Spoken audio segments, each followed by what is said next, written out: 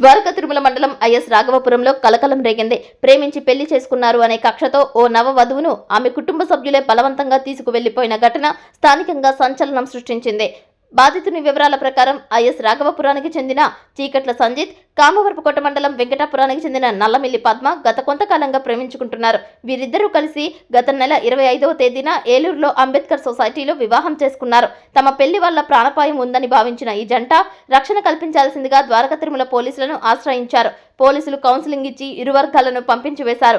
April 13వ తేదీన వీరు reception కూడా జరుపుకున్నారు. బుధవారం అర్ధరాత్రి దాటిన తరువాత అమ్మాయి తల్లిదండ్రులు, బంధువులు మరికొందరు వ్యక్తులతో కలిసి సంజిత్ ఇంటిపై దాడి చేశారు. రాడ్లు, కర్రలతో బీభత్సం సృష్టించి సంజిత్ ను, వారి కుటుంబ సభ్యులను, అడ్డు వచ్చిన వారిని చితకబాదారు.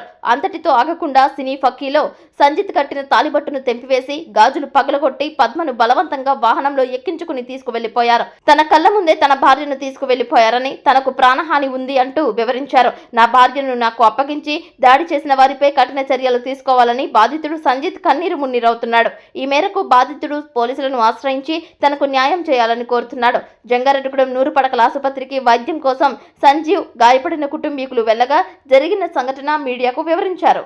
రాఘవపురం సారా, ద్వారకా తిరుమల మండలం, ఏలూరు జిల్లా అండి సారా. అయితే వెంకటాపురం పాప అండి, మాదే ఐఎస్ రాఘవపురం అండి. మా తమ్ముడు వాళ్ళ అబ్బాయి అండి, నేను పెదన బాబునండి. అయితే వెంకటాపురం పాపను మా అబ్బాయి కలిసి ప్రేమించుకున్నారండి. 4 సంవత్సరాలు వద్దంటాను. మాకైతే పాపం పుణ్యం మాకు తెలియదండి. అయితే ఆ పాపకి ఏదో పెళ్లి కుదిరింది, ఏదో దాని మీద నన్ను పెళ్లి చేసుకుని టార్చర్ పెట్టేస్తే మా వాళ్ళకి చెప్తున్నట్టే కుదరదు, మీ వాళ్ళకి చెప్తాం అవన్నీ నాకు కుదరదు, ఆలోచన చేసేది నాకు వద్దంటే వీళ్ళ ఏలూరు కార్యాలయం పెళ్లి చేసుకున్నారండి. అంబేద్కర్ సంవత్సరంలో చేసుకుని ద్వారకా తిరుమల వచ్చారు సారా. ద్వారకా తిరుమల పోలీస్ స్టేషన్కి వస్తే ఎస్ఐ గారు మమ్మల్ని వాళ్ళ పేరెంట్స్ ని మొత్తం అందరికి పిలిచారండి. పిలిస్తే చాలా సేపు, గంట సేపు బతిలాడారండి ఎస్ఐ గారు. వాళ్ళందరూ కూడా బతిలాడితే నాకు వద్దండి, నా పెళ్లి అయిపోయింది, నాకు ఇతనే కావాలన్నారండి. చూసి ఎస్ఐ గారు అయ్యా మీ పిల్లలు మీరు తీసుకెళ్ళిపోండి అని మాకు చెప్పారు. మీ కాళ్ళు మీరు తీసుకెళ్ళమని. మేము ఏం చేసామంటేనండి 10 రోజులు ఆగాక మేము రిప్రెషన్ పెట్టుకుని మొత్తం మా వాళ్ళందరినీ కేకేసుకుని మేము పెళ్లి కానీ చేసుకున్నామండి సార్. ఇది 13 రోజులు అయిందండి. ఇప్పటికి రాత్రి అర్ధరాత్రి కాడ మంచి నిద్ర టైంలో 2-1 గంట టైంలో వచ్చి ఎవరో లేని సమయంలో చూసి మా తమ్ముడిని, మా మరదల్ని, మా అబ్బాయిని చాలా దారుణంగా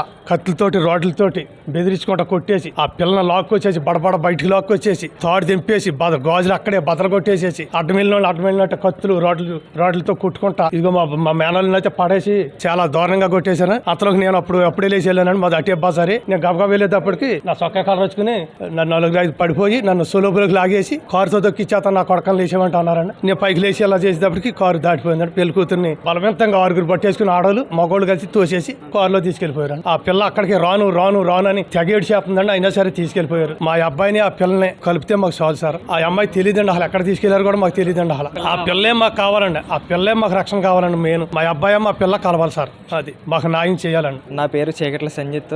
నేను BSc MLT చదివాను. నేను గత 5 సంవత్సరాల నుంచి కూడా ఒక అమ్మాయిని ప్రేమిస్తాను. నల్లమిల్లి పద్దు. ఆ అమ్మాయిది వెంకటాపురం, కామవరపుకోట మండలం. మేమిద్దరం కూడా ప్రేమించుకున్నాం.